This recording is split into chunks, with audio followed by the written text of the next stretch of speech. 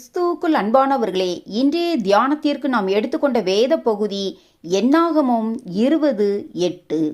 நீ கோலை எடுத்துக்கொண்டு நீயும் உன் சகோதரனாகிய ஆரோனும் சபையாரை கூடிவரச் செய்து அவர்கள் கண்களுக்கு முன்னே கன்மலையை பார்த்து பேசுங்கள். அப்பொழுது அது தன்னிடத்தில் உள்ள தண்ணீரை கொடுக்கும். இப்படி நீ அவர்களுக்கு கன்மலையிலிருந்து தண்ணீர் புறப்பட பண்ணி சபையாருக்கும் அவர்கள் மிருகங்களுக்கும் குடிக்க கொடுப்பாய் என்றார். தேவன் கன்மலையை பார்த்து பேசு, அப்பொழுது கன்மலையிலிருந்து தண்ணீர் புறப்பட்டு வரும் என்று மோசேயிடம் சொன்னார்.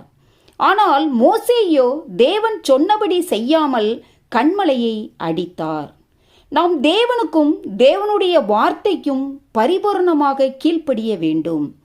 ஜீவன் மனிதர்களுக்குள் பிரவேசிக்கும்படியாக அவர்களிலிருந்து ஜீவ தண்ணீர் புறப்பட்டு வரும்படியாக நாம் பலவிதமான மனித தந்திரங்களையும் மனித உத்திகளையும் கையாள வேண்டிய அவசியமில்லை.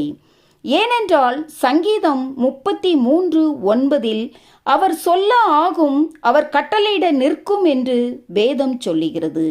அதாவது அவர் சொல்லுவது போதுமானது.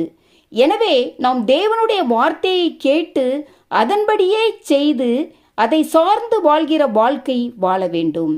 ஏனென்றால் தேவனுடைய வார்த்தையை கொண்டு மட்டுமே மக்களை உயிர்ப்பிக்க முடியும்.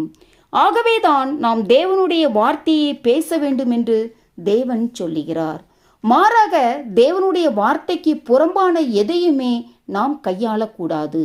அது நம்முடைய ஆவிக்குரிய காரியங்களை கெடுத்துவிடும் தன்மையுடையது. என கண்பானவர்களே, தேவன் நமக்கு கொடுத்திருக்கிற கட்டளையின்படி பிரசங்கியாமல் அதை விட்டுவிட்டு பலவிதமான காரியங்களை நாம் கையாண்டு தேவனுடைய காரியங்களை கெடுத்து கொண்டிருப்பவர்களாக காணப்படாமலும் தேவனுடைய வார்த்தையை கொண்டு மட்டுமே மக்களை உயிர்ப்பிக்க முடியும் என்பதை அறிந்தவர்களாய் தேவனுடைய வார்த்தையையும் தேவனை குறித்தும் தேவன் நமக்கு கட்டளையிட்டபடி பிரசங்கிக்க தேவன் தாமே நம் ஒவ்வொருவருக்கும் உதவி புரிவாராக. ஆமேன். அல்லேலூயா.